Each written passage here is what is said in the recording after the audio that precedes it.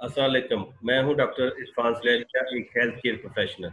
जैसा कि ये जो मेरी ईच कॉल सीरीज है सोशल मीडिया पे, इसमें मैं मुख्तलिफ हेल्थ केयर प्रोफेशनल का एक छोटा सा इंटरव्यू का कंडक्ट करके उनसे इंफॉर्मेशन हासिल करने की कोशिश करता हूं कि उन्होंने अपनी प्रोफेशनल एजुकेशन कैसे हासिल की, और एजुकेशन हासिल करने के बाद अब वो प्रोफेशनल लाइफ जो गुजार रहे हैं, उनसे उनकी अपनी ज़ात को तो फ़ायदा हो रही है, इससे कम्युनिटी को कितना फ़ायदा हो रहा है। तो इसी सिलसिले में आज की जो ईच पार्ट सीरीज है वो रिगार्डिंग न्यूट्रिशन है। और न्यूट्रिशन भी जैसा कि आप सबको मालूम है कि ब्रेस्ट फीडिंग के पॉइंट ऑफ व्यू से ये जो अगस्त का महीना है उसको सेलिब्रेट किया जाता है। तो आज का जो हमारा ये सेशन है रिगार्डिंग ब्रेस्ट फीडिंग के पॉइंट ऑफ व्यू से है। और आज की जो हमारी गेस्ट है उनका नाम है अनम मंजूर, जो कि एक रिनाउंड न्यूट्रिशनिस्ट है, लाहौर में अपनी प्रैक्टिस करती हैं। इसके अलावा online services all over the Pakistan, बल्कि मैं कहूँगा कि ऑल ओवर दी वर्ल्ड वो आजकल दे रही हैं। तो आज हम अपने गेस्ट की तरफ चलते हैं।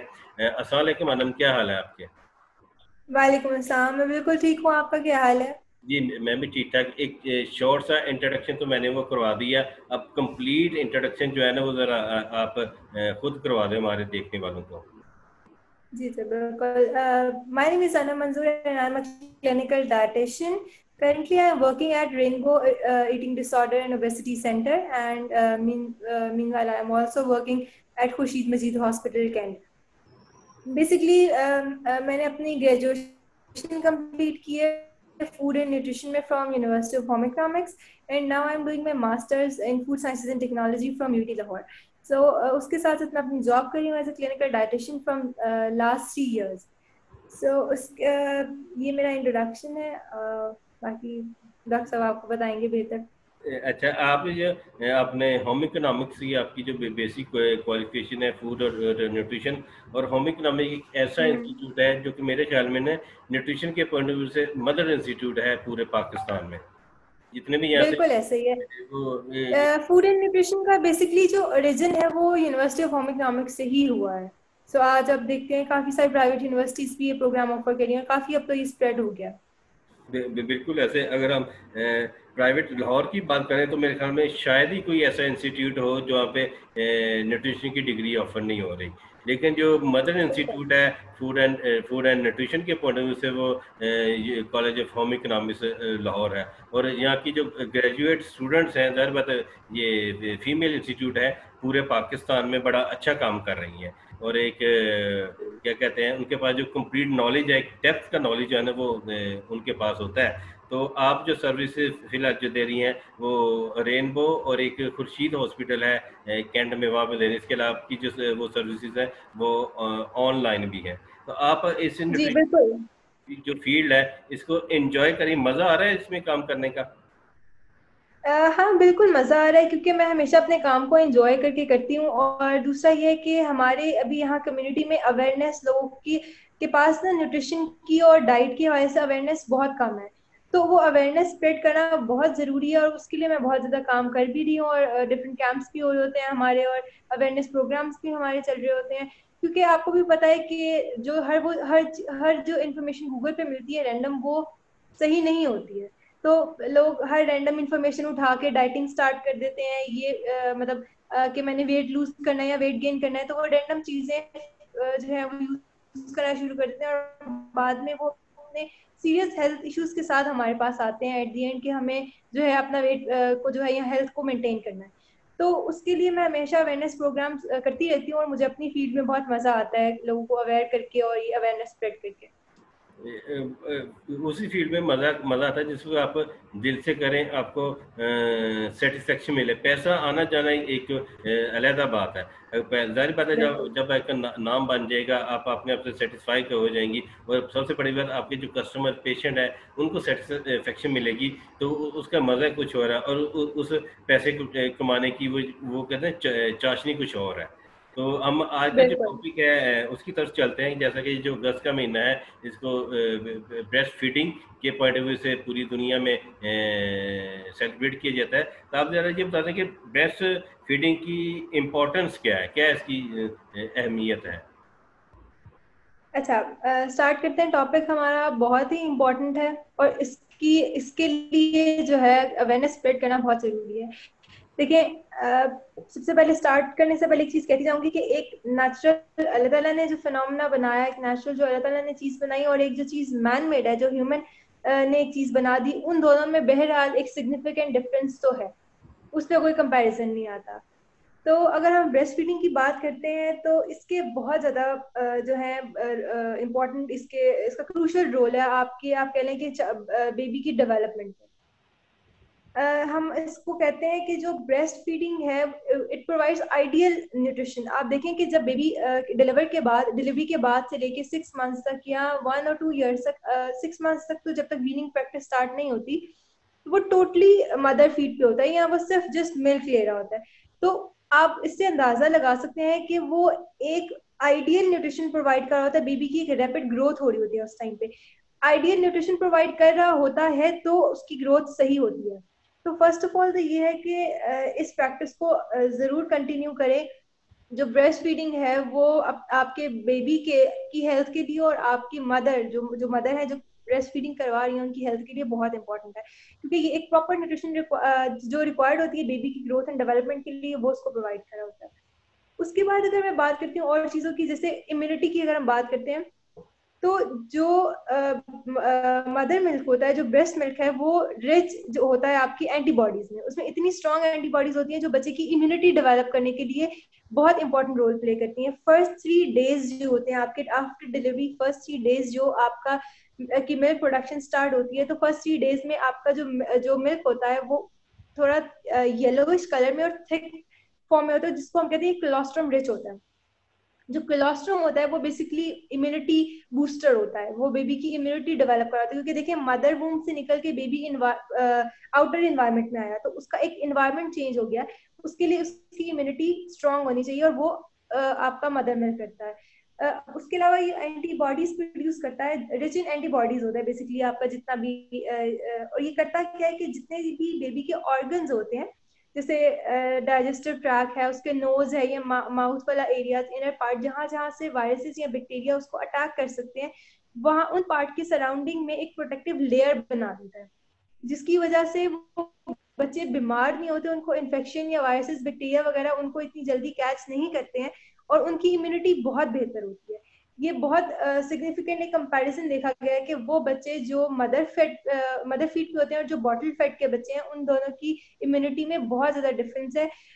वो बच्चे जो मदर फीड में है वो इतनी जल्दी बीमार नहीं होते, जैसे हर बदलते सीजन के साथ हम कहते हैं बच्चे को फ्लू हो रहा है, या कॉमन चीज हम देखते हैं, हम कहते हैं कि बच्चे को डायरिया या इन्फेक्शन बहुत जल्दी हो रहा है। तो जो बच्चे मदर फीड पे होते हैं, जो ब्रेस्ट फीडिंग करते हैं, वो बच्चे बीमार नहीं होते, वो बच्चे बहुत जल्द बीमार होते हैं जो बॉटल फेड पे होते हैं। तो इस प्रैक्टिस को तो आप लोग बहुत कॉमन करें। First of all first 6 months तक में एक्सक्लूसिव ब्रेस्ट फीडिंग जो है वो रिकमेंड की जाती है। उसके बाद जब वीनिंग प्रैक्टिस स्टार्ट होती हैं तो उसको फिर हम थोड़ा सा पैटर्न को चेंज कर लेते हैं विद अदर सॉलिड फूड्स। इसके साथ साथ इसमें जो डिजीज के रिस्क होते हैं बेबी में भी और मदर में भी, वो दोनों बहुत जो है रिस्क जो है वो कम हो जाते हैं, क्योंकि इम्यूनिटी बच्चे की डेवलप हो जाती है, बहुत स्ट्रांग हो जाती है। तो उस तरह से डिजीजेस जैसे जीआई ट्रैक के इन्फेक्शन है, या उसके कोई इंटेस्टाइनल इन्फेक्शन आ रहा है, या उसको इवन रेस्पिरेटरी इन्फेक्शन आ रहे हैं, कोई भी किसी भी किस्म का, या आईबीएस हम कहते हैं इरिटेबल बाउल सिंड्रोम, बच्चे को गैस हो जाती है या बच्चे के पेट में दर्द होना शुरू हो जाती है, ये सारे सिम्टम्स वो हैं जो अगर आप ब्रेस्ट फीडिंग करवा रहे हैं बच्चे को तो उसको ये सारे जो डिजीज का रिस्क है उसका कम हो जाता है। बिल्कुल ऐसा ही है। अगर असी 2 साल तक जो मिनिमम पीरियड है बच्चे का, जो मेडिकल कहती है, वो अगर वो की जाए तो बड़ा बेनिफिशियल होगा मदर के लिए भी, और ये जो बेबी है उसके लिए, उसकी जो इम्यूनिटी है वो काफ़ी स्ट्रांग होगी। और जो मैंने देखा वो, आपने भी ऐसा देखा कि जो बच्चे ब्रेस्ट फीड पे नहीं होते वो बड़े चुलबुले से होते हैं, देखने में वो बड़े खूबसूरत लगते हैं, लेकिन उनकी इम्यूनिटी जो है वो कमजोर होती है। इसके बारे में आप क्या कहेंगी?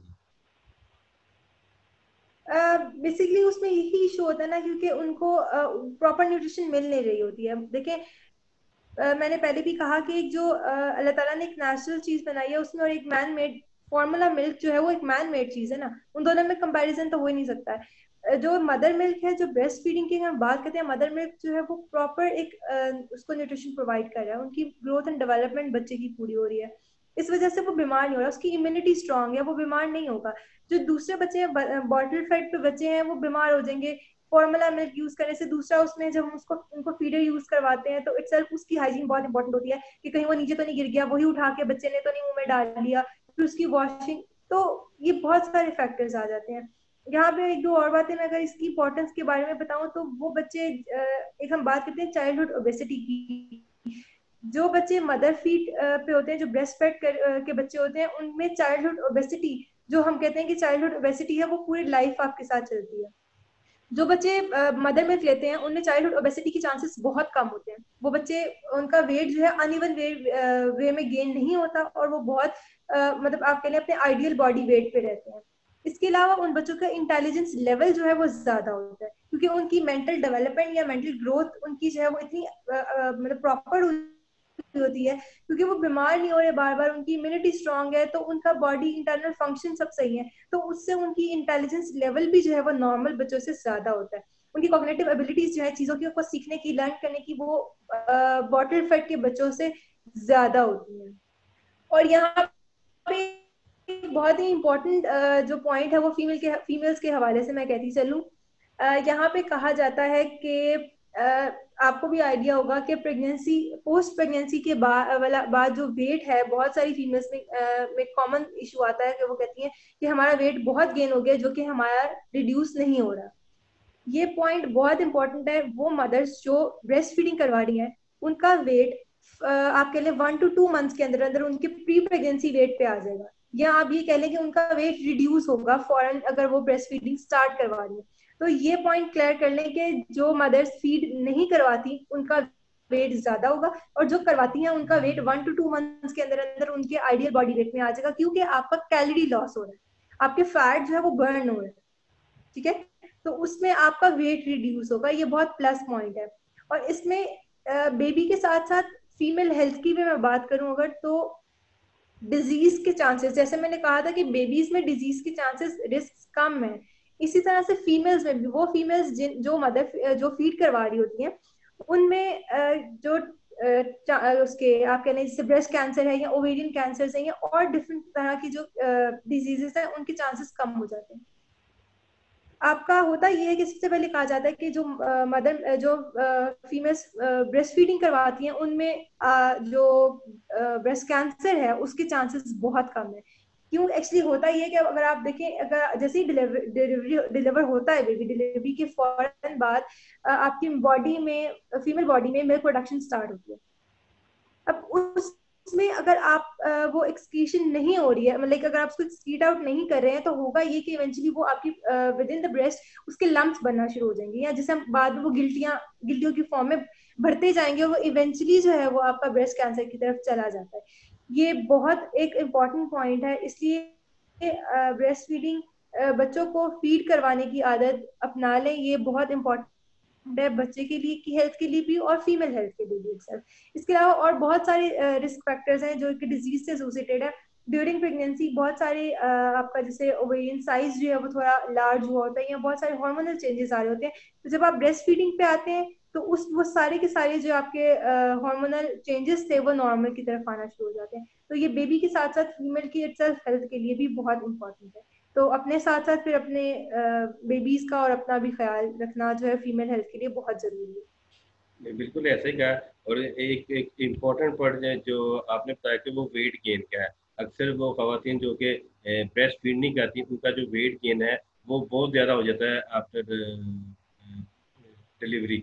ये आपके एक्सपीरियंस में भी होगा और मेरे एक्सपीरियंस में भी है कि कुछ ज़्यादा बात नहीं, कुछ 10-15 साल पीछे आप चला जाएं, जो देहात की खवातीन है वहाँ पे होती ज़्यादा ये ब्रेस्ट फीडिंग है, और वहाँ पे इश्यूज कम है वेट गेन के post delivery as compared to जो हमारे अर्बन एरियाज है। उसकी मेन वजह यही है कि वहाँ पे जो ब्रेस्ट फीडिंग है वो बहुत ज़्यादा कम है, और वन ऑफ द कॉम्प्लिकेशन वो है वेट गेन। इसके अलावा आपने वो कैंसर की तरफ वो किया, अब देखेंगे अब जो ब्रेस्ट कैंसर है वो कितना कॉमन हो गया है हमारी, उसमें वो दूसरे रीजंस भी हैं, लेकिन उसमें से वन ऑफ द रीजन एक ये भी है कि जो है मदर जो है आजकल की वो अपने बच्चों को ब्रेस्ट फीडिंग नहीं करवाती। तो इस तरह के वो नहीं सारे, किया। तो इस पे क्या समझिए कि ये जो ब्रेस्ट फीडिंग का कॉन्सेप्ट है क्यों कम हो गया है with the passage of time, जैसे कि साइंस इतनी इवॉल्व हो गई है, इसको इंक्रीज होना चाहिए था, ये क्यों कम हो गया? आप क्या कहेंगे इस बारे में? मुझे शायद लगता है कि हम लोग के पास या तो शायद अवेयरनेस थोड़ी कम हो गई है, या मैं कह सकती हूँ कि शायद हमारे पास फूड चॉइसेस हमारी चेंज हो गई है। पहले के टाइम में शायद इतने फॉर्मूला मिल्क्स नहीं थे और एक ही ऑप्शन होता था। अब मार्केट में आप देखेंगे कितने ज्यादा तरह के फॉर्मूला मिल्क्स, फ्रॉम आप कह लें कि जीरो मतलब मंथ से लेके आप अप टू 2 और 3 इयर्स तक के बच्चों के लिए जो है फॉर्मूला मिल्क जो है वो अवेलेबल है, इवन बड़ों के लिए अवेलेबल है। तो शायद हमारे पास चॉइसेस ज्यादा हो गई हैं, जिसकी वजह से हम अपने ओरिजिन से जो है वो हट गए हैं। हालांकि ये नहीं होना चाहिए था। और ये एक बात है कि जो भी ब्रेस्ट फीडिंग है, जो मदर मिल्क है, उसका सब्स्टिट्यूट कोई भी नहीं है। जो अप्रोप्रिएट न्यूट्रिशन बच्चे को रिक्वायर्ड है फर्स्ट 6 मंथ्स के लिए, क्योंकि देखें उस 6 मंथ्स के बाद बेहतर ये होता है कि आप 2 इयर्स तक फीड करवाएं। लेकिन 6 मंथ्स के बाद ये होता है कि हमने, क्योंकि वीनिंग प्रैक्टिस बच्चे को सॉलिड फूड जो है वो इंट्रोड्यूस करवाना होता है, तो उसमें रिक्वायरमेंट थोड़ी कम हो जाती है मदर मिल्क की। लेकिन फर्स्ट 6 मंथ्स के लिए एक्सक्लूसिव ब्रेस्ट फीडिंग वो है कि जो बच्चे की मैक्सिमम ग्रोथ एंड डेवलपमेंट को कंप्लीट करता है। ठीक है, तो उसके लिए जो है वो बहुत जरूरी है कि उसको प्रॉपर न्यूट्रिशन मिले, क्योंकि वो जो उस टाइम पे जो बच्चे की ग्रोथ एंड डेवलपमेंट होगी वो उसकी लाइफ लॉन्ग चलेगी। फर्स्ट हम कहते हैं कि जो फर्स्ट 2 इयर्स में बच्चे की जितनी ग्रोथ एंड डेवलपमेंट हो गई है, वही सारी की सारी उसकी थ्रू आउट द लाइफ चलेंगी। जो उसकी मेंटल हेल्थ बन गई है, जो उसकी फिजिकल हेल्थ बन गई है, जो उसमें कॉम्प्लिकेशंस आ गई हैं, वो हमेशा उसके साथ रहेंगी अगर हम उसको जो है नहीं हम उसको ठीक करेंगे। तो उसके लिए जरूरी है कि उसको प्रॉपर न्यूट्रिशन मिले, और न्यूट्रिशन उसको मदर फीड से ही मिलेगी प्रॉपर। तो इसको मैं हमेशा ये चीज कहूंगी कि इसको ये मत ख्याल अपने जहन में रखें कि अगर हम फीड करवा रहे हैं तो हमारी अपनी हेल्थ खराब होगी, बल्कि आपकी खराब नहीं, आपकी हेल्थ अच्छी होगी बहुत अगर आप फीड करवा रहे हैं। तो ये बहुत इंपॉर्टेंट है।